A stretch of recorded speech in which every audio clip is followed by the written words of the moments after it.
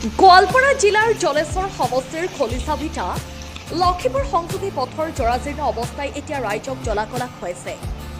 জলেশ্বৰ সমষ্টিৰ বিধায়ক আফতাবুদ্দিন মোল্লাই 5 বছৰ কাৰ্যকালৰ উন্নয়নৰ নমুনা এয়া।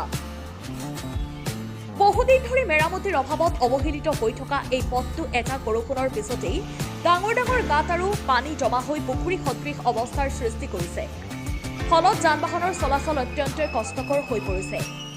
উল্লেখযোগ্য যে এই পথটোৱে খলিচাভিটা আৰু লখিমপুৰ অঞ্চলৰ একমাত্ৰ সংযোগী পথ। প্ৰতিদিনে শ শ যান-বাহনৰ লগতে বিদ্যালয় মহাবিদ্যালয়ৰ ছাত্ৰ-ছাত্ৰী, ৰোগী আৰু প্ৰায় 50খনৰো অধিক দূৰণিবতীয়া যাত্ৰীবাহী বাছ এই পথটোৰে যাতায়াত কৰে।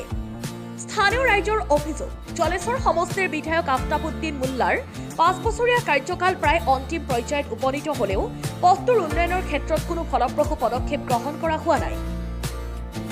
ফলত ক্ষুব্ধ ৰাইজে সাংসদ ৰকিবুল হুছেইনৰ দৃষ্টি আকৰ্ষণ কৰি অতি শীঘ্ৰেই পথটো মেৰামতি কৰাৰ দাবী জনাইছে।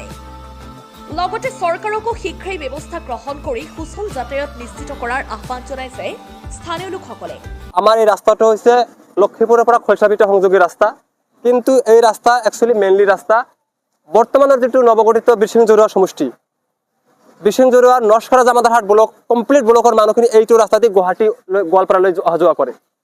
মেডিকেলৰ ক্ষেত্ৰতে হওক, কামৰ ক্ষেত্ৰতে হওক, গুৱাহাটী অহা যোৱা কৰোঁতে বা বৰপেটা যাওঁতে মানুহে এই কমপ্লিট দক্ষিণ শালমাৰ পুৰাণ দক্ষিণ শালমাৰ সমষ্টিৰ মানুহ এইটো ৰাস্তা দি আপোনাৰ গুৱাহাটীলৈ অহা যোৱা কৰে। এই ৰাস্তাটো অতি জৰাজীৰ্ণ অৱস্থা, আজি দীৰ্ঘদিনীয়া এক সমস্যা আমাৰ জলেশ্বৰ সমষ্টিৰ। এই ক্ষেত্ৰত আমাৰ বৰ্তমানৰ যিজন বিধায়ক, কালি পৰহি অধিসূচনা জাৰি হ'বই, বিধায়ক আফতাবুদ্দিন মোল্লা 5 বছৰত এই ৰাস্তাটোৰ ক্ষেত্ৰত যথেষ্ট বিফল হৈছে। তেওঁ নোৱাৰিলে আমাৰ দাপ্পাৰবিটাৰ পৰা ধমেৰঘাটলৈকে এইখিনি তেওঁ কাম সম্পূৰ্ণ কৰি দিব নোৱাৰিলে। তাৰ কাৰণে আমি দুখ প্ৰকাশ কৰিছোঁ। তাৰ লগতে আমাৰ বৰ্তমানৰ যিজন সাংসদ আছে ৰকিবুল হুছেইন, তেওঁক আমি নিজে ভোট দি জিকাইছোঁ, 10-12 লাখ ভোটৰ ব্যৱধানত জিকাইছোঁ। তেওঁ এনেকুৱা ডাঙৰ মানে 2খন জিলাৰ কানেক্টিভ ৰাস্তা, কানেক্টিভ ৰোড আৰু বিশেষভাৱে বৰ্তমান মেঘালয়ৰ যিটো গণ্ডগোল, মেঘালয়ৰ গণ্ডগোলৰ বাবে গুৱাহাটীৰ যিবিলাক লেবাৰ শ্ৰমিক এইটো ৰাস্তা দি মানকাছাৰ সমষ্টিলৈকে অহা যোৱা কৰি আছে। বিকল্প ৰাস্তা নাই, যিহেতু বৰ্তমান মেঘালয় বন্ধ। এনেকুৱা এটা গুৰুত্বপূৰ্ণ ৰাস্তাৰ ক্ষেত্ৰত সাংসদ ৰকিবুল হুছেইন চাহাব কোনো ধৰণৰ কাণ সাৰ বা গুৰুত্ব আমি এই অঞ্চলৰ ৰাইজে দিয়া দেখা নাই। সেইবাবে আমি জনপ্ৰতিনিধিৰ প্ৰতি আমাৰ বিশ্বাস নোহোৱা হৈছে।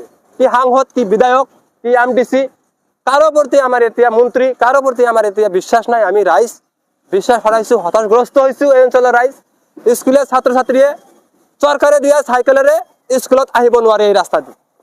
এনেকুৱা এটা দুৰ্দিন, এনেকুৱা দুৰ্দশা জৰাজীৰ্ণ অৱস্থাত আমি এই অঞ্চলৰ ৰাইজ, গোটেই ৰাইজ ভিক্টিমাইজ হৈছোঁ, অৰ্থাৎ ভুক্তভোগী হৈছোঁ। সেই গতিকে মই বিশেষভাৱে আমাৰ গোৱালপাৰা জিলাৰ অভিভাৱক মন্ত্ৰী আৰু বৰ্তমানৰ যিজন MDC আছে মেহেৰ জামাল হক, তেওঁক আমি প্ৰথমভাৱে আমি তেওঁক কাতৰ অনুৰোধ কৰিছোঁ, এই ৰাস্তাৰ বিষয়ে তেওঁ অভিভাৱক মন্ত্ৰীক লিখিতভাৱে অৱগত কৰিব লাগে আৰু ৰাস্তাডোখৰ তেওঁ অতি সোনকালে মেৰামতিৰ ব্যৱস্থা কৰি আমাৰ এই অঞ্চলৰ ৰাইজক সকাহ প্ৰদান কৰিব লাগে।